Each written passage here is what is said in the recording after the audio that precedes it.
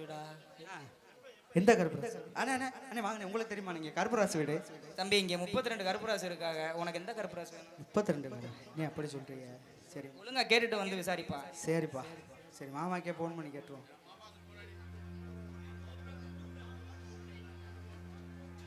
மாப்பிள்ள மாமா நீங்க சொன்ன மாதிரி மாமன ஸ்தாபம் தொடங்கிட்டேன். சரி, இங்க அட்ரஸ் கேட்டா இங்க 32 கருப்பராசு இருக்காங்க. ஆமா மாப்பிள்ள, நானும் சொல்ல மறந்துட்டேன்.